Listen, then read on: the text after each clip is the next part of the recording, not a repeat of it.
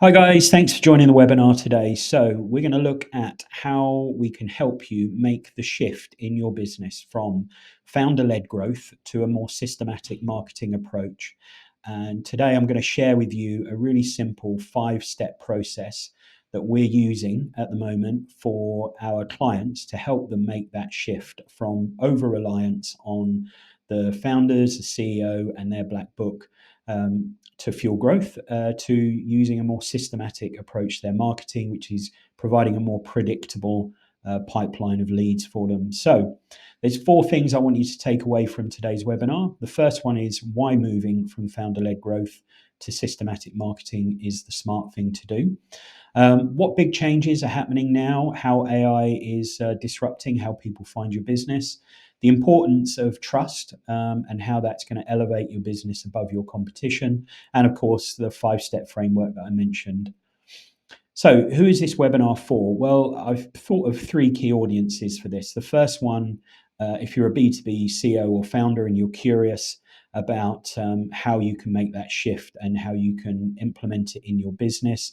Maybe you've built through referrals, but your growth has kind of plateaued because there's an over reliance on referrals in your business and word of mouth, and you're interested in a more strategic approach and a more systematic approach.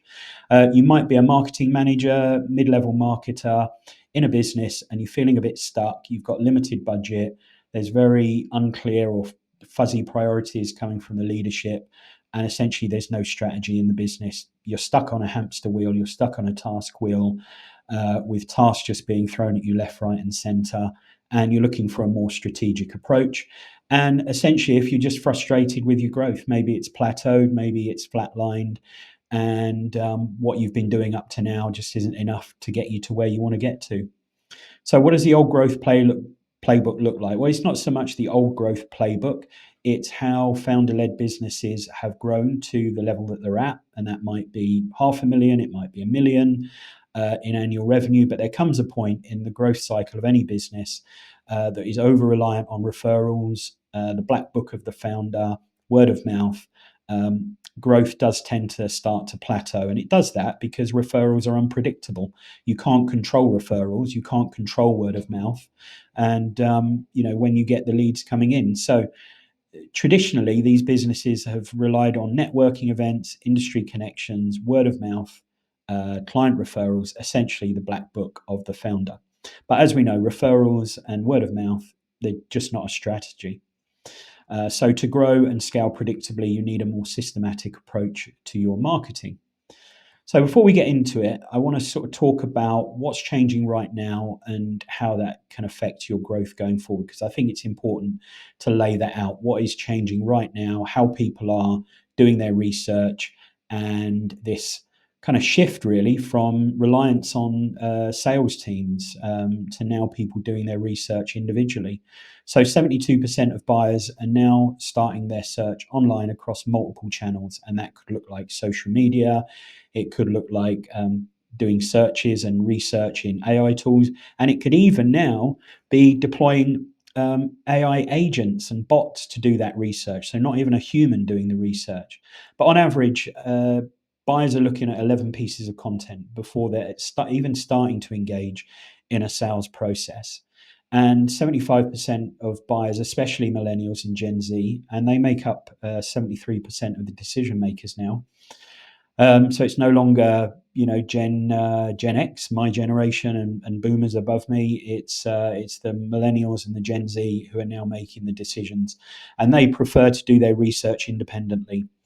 So just a quick little tale for you, or not a tale, a true story that happened a few weeks ago. So one of our clients one of the prospects of a client told them that they'd already done their research on AI before they even started speaking to them. So they'd kind of used AI to do the research, and then they'd whittled it down to a list of 2 or 3 companies that they wanted to speak to. So if you're not creating AI discoverable content, then essentially you're going to be invisible in that shortlist, and you're going to be handing opportunities to your competitors. But don't worry, because we're going to cover how to make good AI discoverable content in this webinar. So stay tuned. So another concept I want to introduce you to before we kick on is this concept of the dark funnel.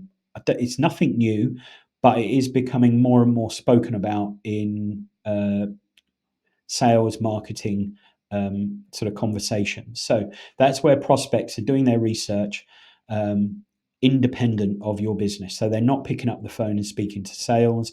They're doing their research and they're making buying decisions before they even really know that you exist or before you're on that consideration list. So they're looking at recommendations from research done on ChatGPT, Claude, Gemini, all of these tools.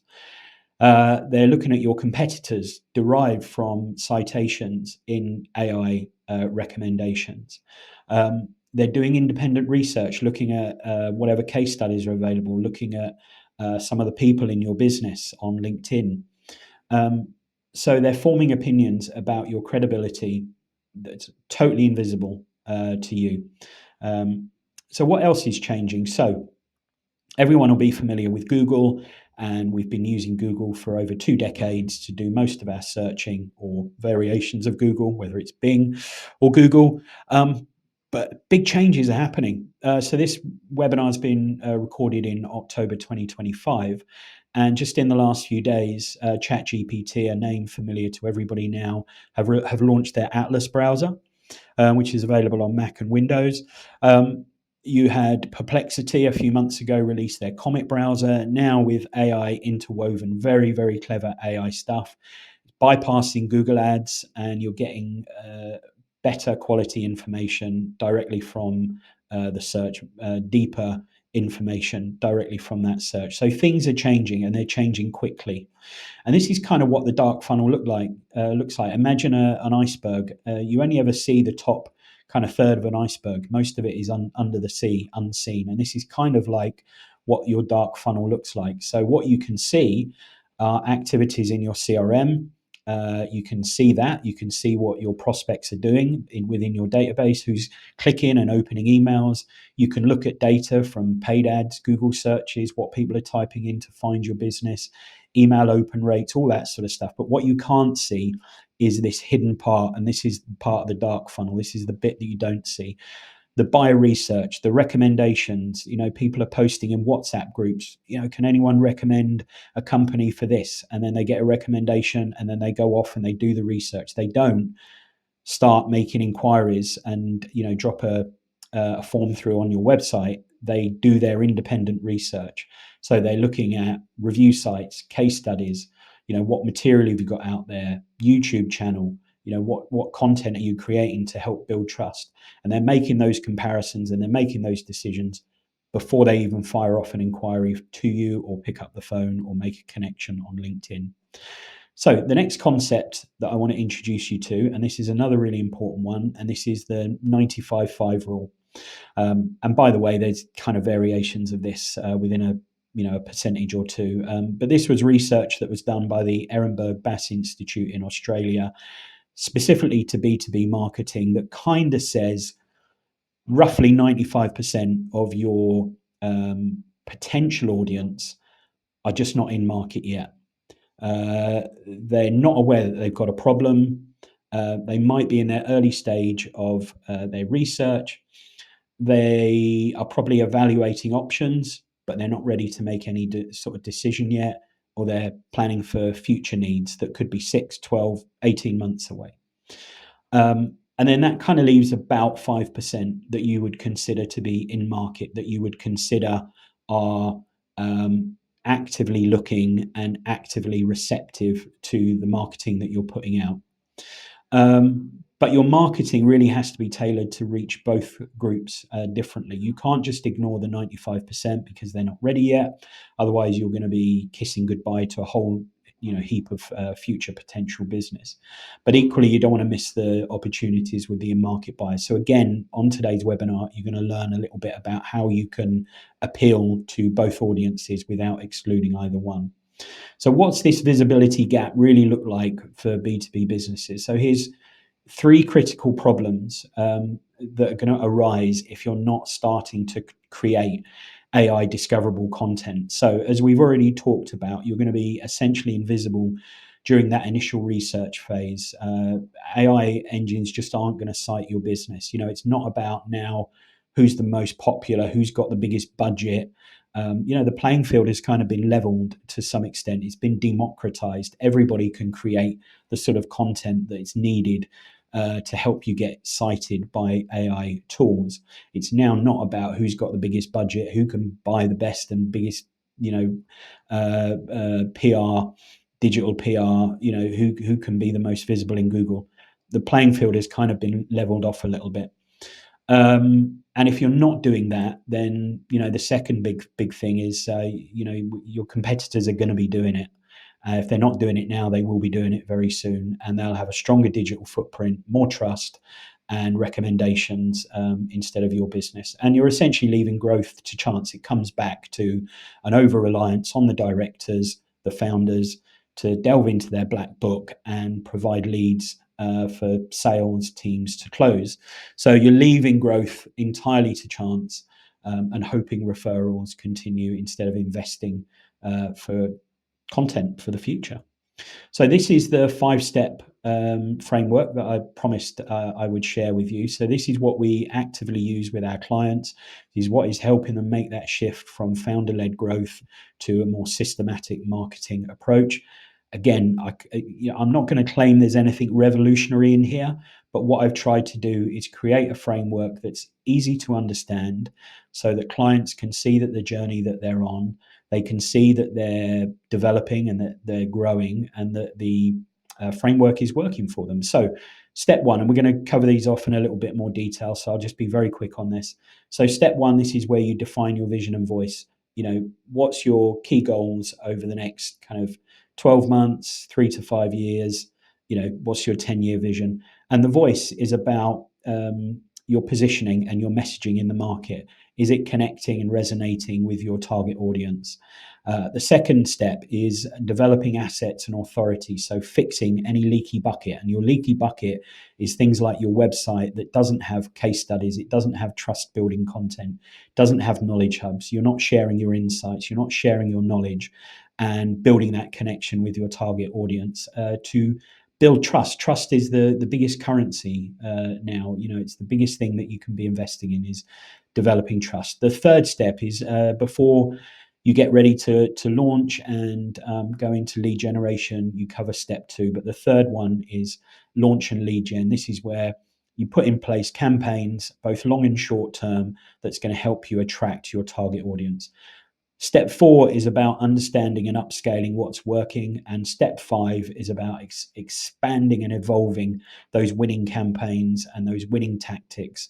And to get to that point, that's going to be 6 to 12 months away because you're going to need the data to prove and understand, what's working in your marketing and what isn't. So this whole process covers about a 12-month period.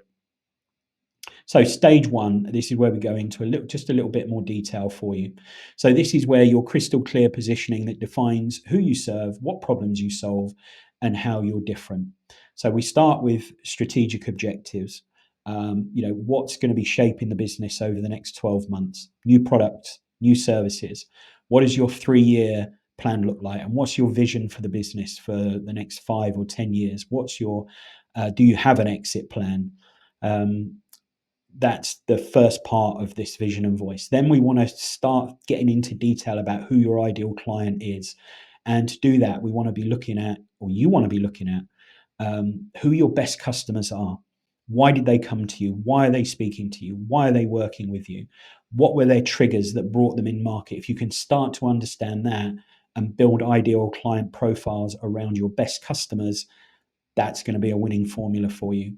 Then it's about your positioning. And, there's a really simple positioning statement here to kind of help you understand that. I'm not a huge fan of these, but this kind of helps at least get off first base. And it's a positioning statement formula, which is, we help insert your ideal client profile. And I just need to move myself because I'm kind of hidden. Achieve a specific outcome through, and then what's your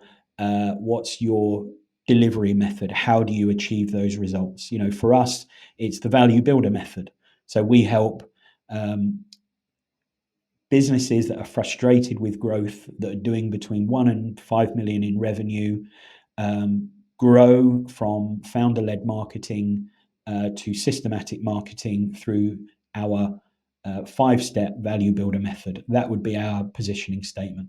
And then the messaging framework kind of comes after that. Once you start understanding your position in the market, who you're looking to serve, the value that you bring, then you can start to build a messaging framework around that.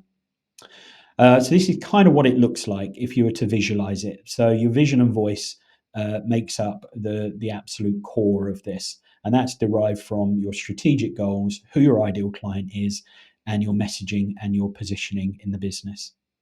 So I just want to share a really, really quick case study. So this is PKB Civil's civil engineering business in Manchester. We've been working with them for about a year. And the challenge that they came to us with was essentially that there was an over-reliance on the directors to drive leads into the business. So they needed a more systematic marketing approach. And that's what we kind of did with them. So the challenges were all lead gen kind of sat with the directors. Newly hired marketing manager needed more of a strategic framework, to operate within. And the problems that were derived from that, essentially, they didn't have a unified sales and marketing CRM or process, very little tracking happening, and the directors spending too much time on sales instead of being more operational in the business. So what we did, we had a one-day strategy workshop, and from that, we managed to get a clearer idea of their positioning, the difference and the differentiated value that they bring, the one big thing that they do differently to everybody else in the market, and really kind of hung our marketing hats on that. They came away with a strategy for the year that we've been executing during 2025, a 90-day implementation plan, because we want to get out of the traps really quickly. We don't want to sit on things for too long. It kind of created a more empowered team, more empowered environment, because everybody knew the roadmap, everybody knew the direction of travel, and it kind of aligned everybody. And it increased the pipeline with Google Ads and SEO, reduced the director's time on sales and marketing, and now marketing is helping to deliver between 30 and 40% of new opportunities. So the second stage that I want to talk to you about in the value builder method, the A, which stands for assets and authority, and this is really important. So this is about building the marketing foundations that convert visitors, convert interest into leads, and helps you to demonstrate your expertise to the AI tools, because we're not just appealing to humans.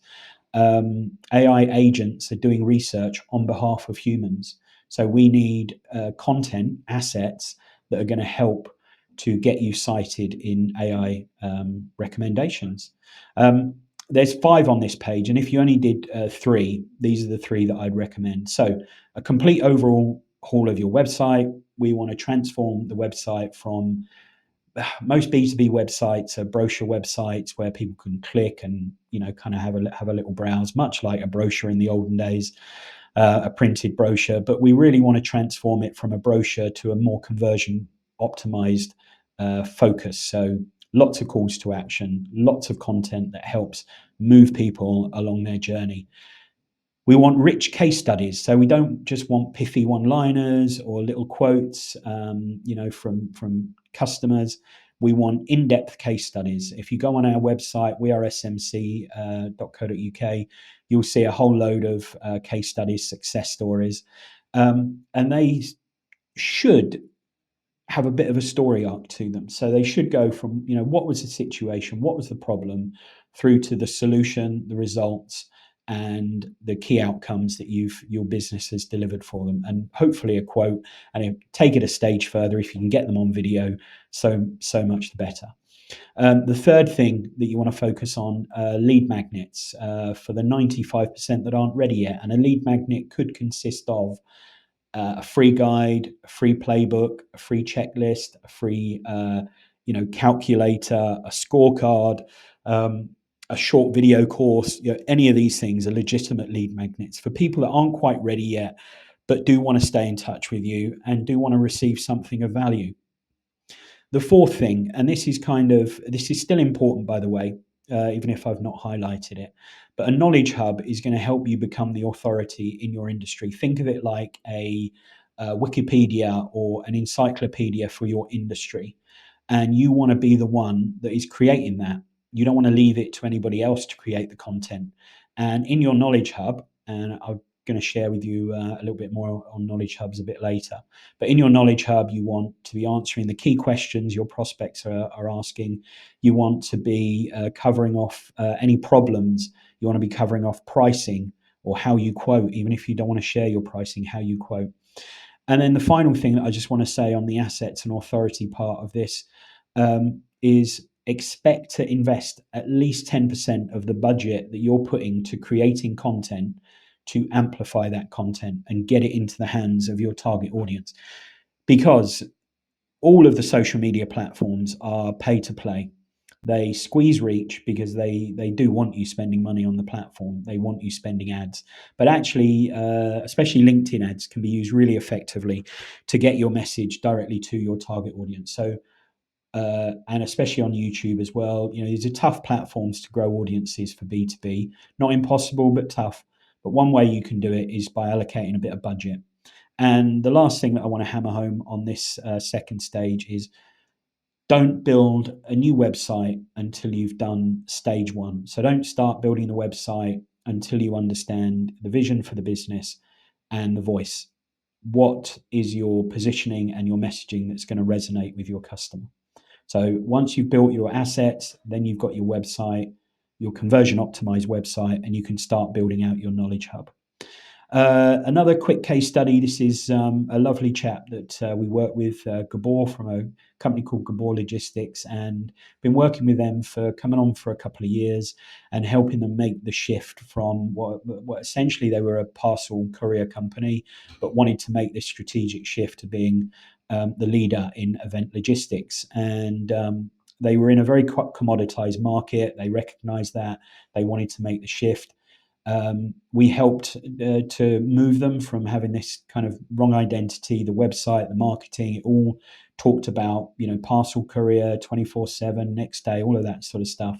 But they weren't presenting themselves as event experts.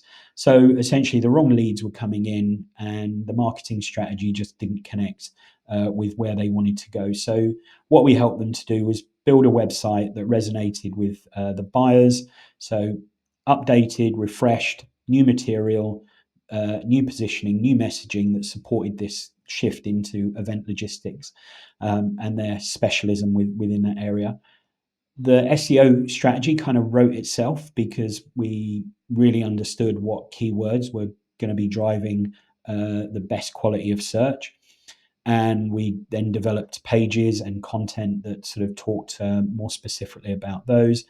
And over the last sort of few months and year, we've been developing more helpful content for their target audience, and finally put in a CRM to track leads and move them away from spreadsheets essentially, but put a proper CRM system in place.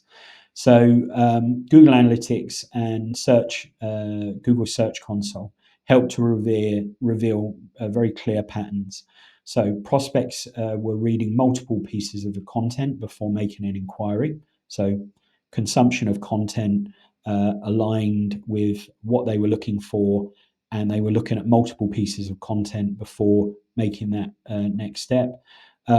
There was a clear journey. So from homepage to FAQ to blog article to inquiry form, or they were landing on specific service pages, but still going to the FAQ, still looking at the team page, still looking at the blog before getting to the inquiry form. Better quality leads as a result, and prospects, when by the time they're getting a phone call from somebody at Gabor Logistics, they're a lot more sold on the business because they're a lot more educated about the business, and they've answered a lot more of the key questions that they had.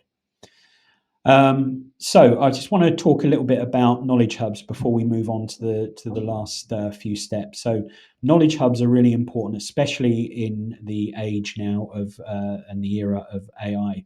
So knowledge hubs. So there's a little screenshot there. I hope you can see it of our website and the knowledge hub that we're starting to build out. And essentially, what you're looking to do is section off content that is really key for the customer's journey from becoming aware of you to making a decision to get in touch and at least put you on their considered list.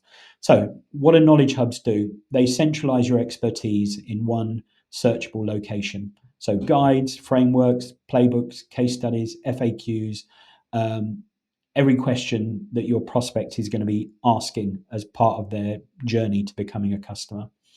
Um, why do AI tools love them? Because it creates structure, helpful content, authority building. So when ChatGPT or Claude searches for solutions in your space, knowledge hubs help to provide a very clear, authoritative understanding, and you're more likely to get cited and recommended. And the business impact, knowledge hubs kind of act like your 24/7 sales engine.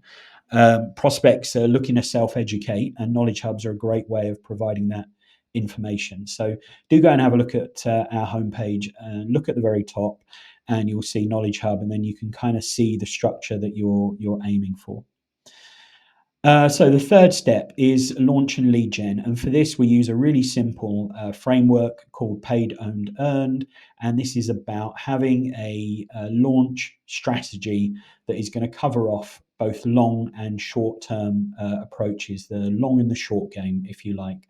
So a paid strategy could look like running Google ads, running LinkedIn advertising, content, retargeting warmer prospects. If you have got a CRM and you've got a few hundred people in your CRM or a few thousand, then you can do clever stuff like lookalike audiences and matched audiences where you can then retarget people on other platforms. So that's your paid strategy. Your own strategy is where you're looking at the assets that you own at the moment, your website, your CEO, your social media channels, your email marketing list. How are you going to nurture the people that you've already kind of got and you're already speaking to?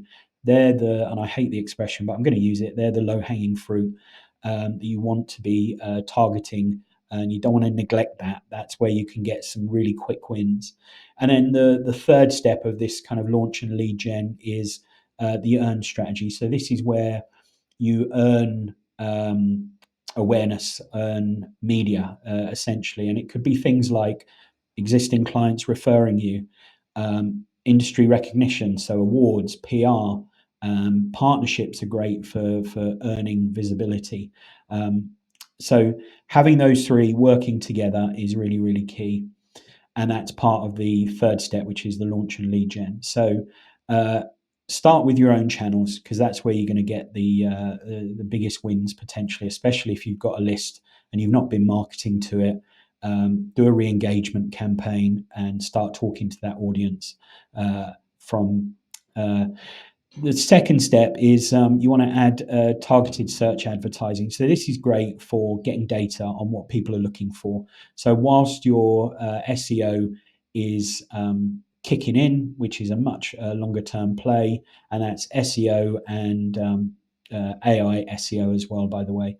And then you want to amplify your best content. So your best performing content on social, you want to be looking to put some paid advertising behind that and then scale based on what's working. So they're your kind of four steps to implementing the launch and lead gen part. And then as we come to the close here, so this is step 4, and this is about understanding and upscaling what's working. So measuring marketing performance to identify what's working and separating strategic marketing from the hope-based stuff that we talked about right at the start, which is over-reliance on directors, their black book, word of mouth, referrals. This is kind of where you start to make the shift happen. And this kind of happens at the 3 to 6 month stage. So you want to be making sure that you've got Google Analytics set up to track goals, form fills, downloads of lead magnets, click to call, all that sort of stuff you want to be tracking in your Google Analytics and getting regular reporting on. lots of other tools as well. Microsoft have their own tools. Microsoft Clarity is great for understanding how people are interacting with your website, for instance. Google Search Console is still a critically important tool. I've talked a lot about AI, but Google isn't going anywhere. This isn't the death of Google. Google are, $1 trillion business, and they're not going anywhere. So actually using Google Search Console insights highlights where you're being placed in Google, the sort of search terms that people are typing to find your business. And then, the third part of understanding and upscaling is looking at your CRM data, because at the launch and lead gen stage, we will have implemented a CRM for your business. And this is where you start to understand the habits of your prospects. What are they clicking on your website? What are they opening in your emails? You can start to do clever stuff like lead scoring, so giving them a score based on their activity. If they open 5 emails and do XYZ, you can give them a score, and then that kind of brings them to the top, puts them on your radar, if you like. And why does measurement matter? It matters because 87% of buyers are using AI reporting to get better business outcomes. So AI is accelerating and improving decision making, not replacing it. Buyers are expecting, to validate your expertise before contacting you.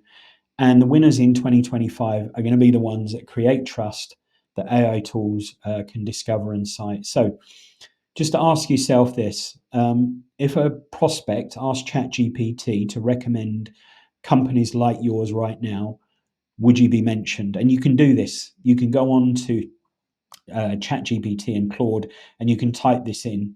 Um, but if you want a deeper level of understanding, we've got tools, reporting tools that can help you understand kind of whereabouts you are on your journey for becoming an AI cited business. And then this is the final step. This is where we expand and evolve what's working. So at this stage, there's kind of 3 steps to this. So scaling proven tactics while continuing refining based on the data. So identifying high leverage activities, consistent performance, quality at scale, and sustainable execution. We want to help you create the tactical levers that you can pull. So if you want more leads, we kind of know the cost per lead, and you can kind of pull that lever so you can trigger more leads coming into your business. What's working for your SEO? What's working to bring organic traffic to your website? What partnerships and thought leadership programs are working well in your business? And then running more tests. So looking at what happens if we increase the budget here? What happens if we increase the budget there? How is that impacting your results? So this doesn't really start to kick in until nearer having campaigns running for at least 6 to 12 months, or sometimes more, before you get that robust data that you can make the really informed decisions to help you grow. So that's the 5-step process: vision and voice, assets and authority, launch and lead gen, understand and upscale, and evolve. They're the 5 steps. So, some of the reasons for not implementing this that we've come across when we've been speaking to prospects: we don't have time. Um, kind of redirect resources in the business. Make the time. This is not something you can leave to chance, especially now. The old phrase, when was the best time to plant an oak tree? It was 100 years ago. The next best time is today. And that's the same for your marketing. So make time for your marketing. Redirect time and resources from elsewhere in the business is really important stuff. Our services aren't different enough. That's where you really need to drill down and focus on who you serve and how you approach the problems, that they have, and the value that you can deliver that your competitors can't. And it's not easy finding that stuff, but it is there. We want results immediately. So everybody does, but there is no silver bullet in anything in marketing. Anyone that tells you there is, there really isn't. So you need to set realistic objectives, at least 3 to 6 months expectations before you really start to see movement of the needle in your marketing, because it's going to take you a few months to get in place the vision, the voice. That's going to take up to a month. Then it's going to be developing assets and authority. So sorting out your website, sorting out asset building, authority and trust building assets. That's going to take time. Um, and the other one is too complicated. We can't do this. So all I would say is just start somewhere. Start with your vision and voice. Write down, what does the next kind of 3 to 6 months look like? The next year, the next 3 to 5 years, and what's the kind of 5 to 10 year vision for the business? And you can do the ideal customer stuff. It's really easy. Just look at the best customers that you currently serve at the moment. How did they find you? What were their problems?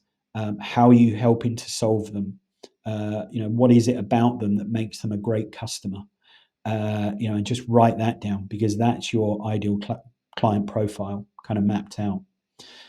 Um, so if you do this and you start implementing this value builder method, you're going to get 3 critical advantages over your competition. Number one is going to be predictability.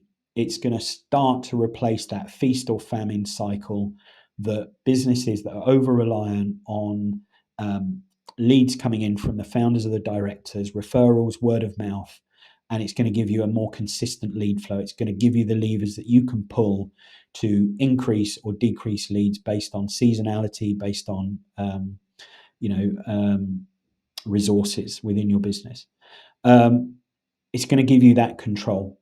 So that lever like control where you can turn it up and you can turn it down based on when you need the work. And it's going to give you that confidence. It's going to give you the confidence to know how to scale and grow your business, what you need to do to attract more leads and convert those leads into paying customers.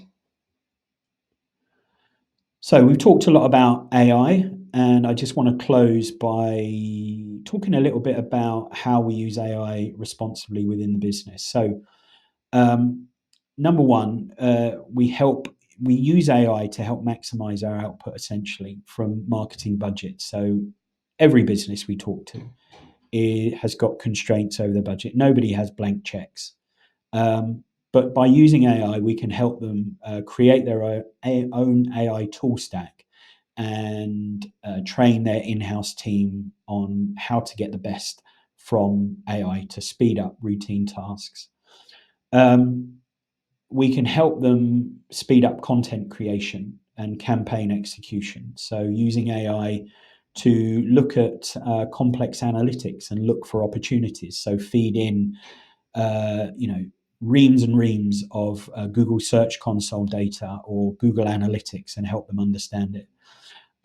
Make their investment go much further without sacrificing quality. So create AI tools such as custom GPTs to replicate their tone of voice and their content style so that they can create things like knowledge hubs at scale, and build systematic marketing engines that create predictable growth. And this is about developing processes, frameworks, and systems that help them with scaling. So AI is not there to replace anyone. It's there to augment. It's there to sit alongside them and help them accelerate the implementation of the value builder method.